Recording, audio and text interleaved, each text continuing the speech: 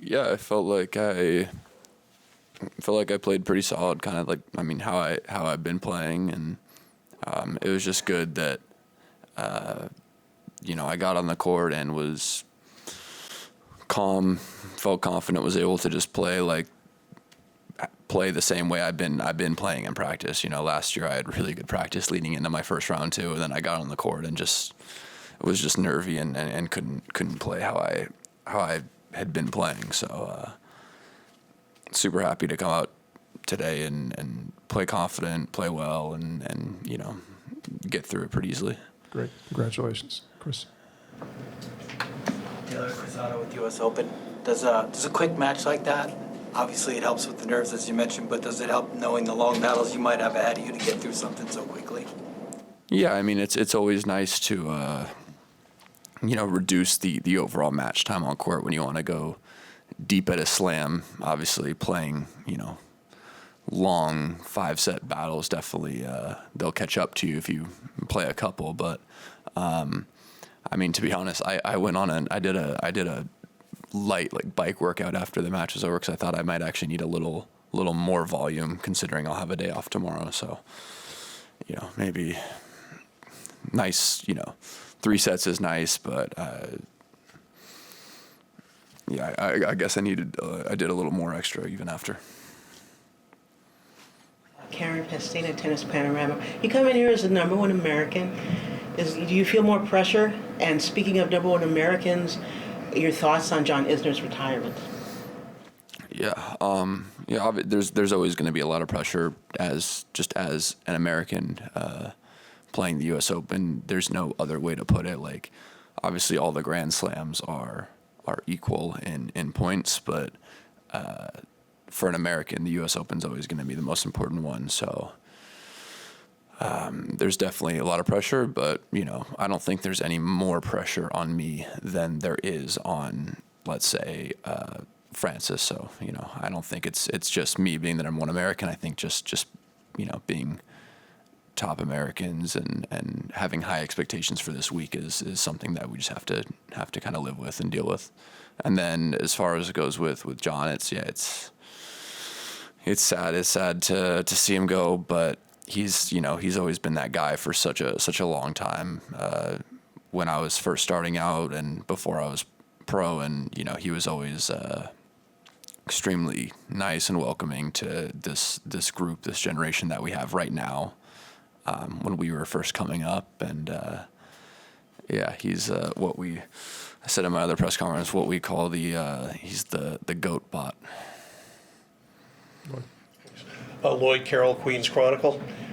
Last 2022, you won at Indian Wells, first time an American had done that in a long time.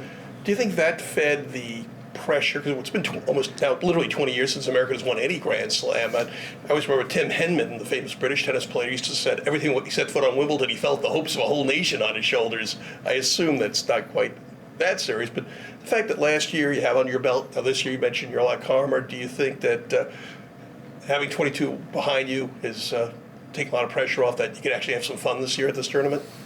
I think there's still pressure. I think I'm a better player now than I was last year. So, if anything, there's just as much pressure, but I think I just can go about handling it better.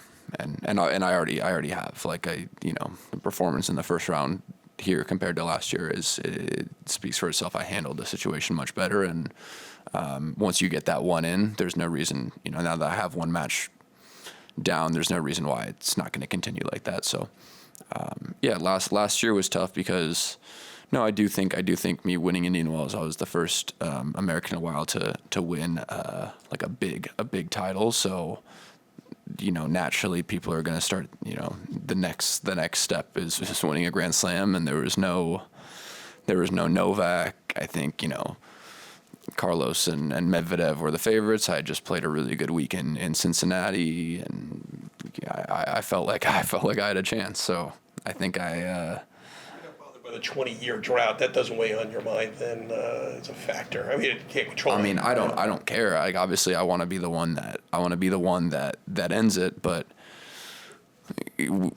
so does Francis, so does Tommy, so does all the other Americans. That doesn't really change anything. I want I guess that's not on my mind. I want to win a slam, and in doing that, then all the other stuff. But it's not as much pressure as I guess you'd say like the Tin Henman thing, because it's not just me. There's several of us, so we share that, and we share the hopes of it, I guess. Richard.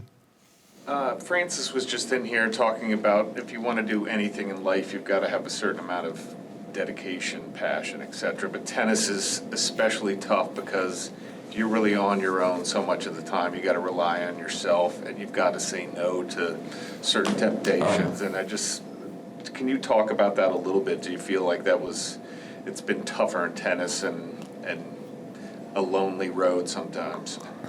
Yeah, look, tennis is one of those sports that you kind of also have to play like your whole life. If you want to be a pro, you can't pick it up later on and make it. So you make this decision like very early on. I played my whole life. I mean, starting from the beginning, always turning down going to friends like birthday parties on weekends and stuff because I'm playing tournaments, because you can't play tournaments during the weekdays when every kids go to school. So.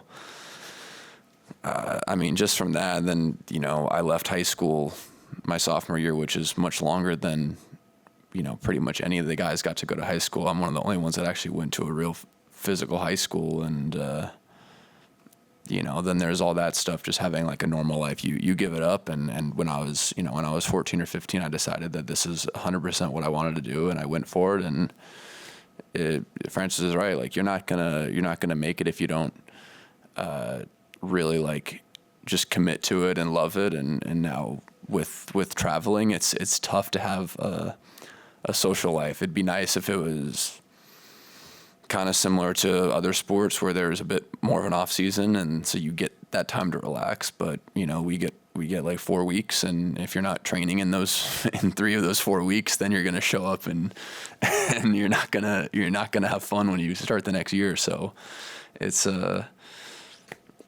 tough, but I said the other day in my press conference, like, over my life, I've definitely grown to really like just love tennis and love the grind. And of course, there's things that I think we'd all want to change with it to allow ourselves to have more time to spend at home and with friends and with family that aren't on the tour. But it is what it is, and I'm super grateful at the end of the day for everything, and I wouldn't change all the things that I gave up to be here.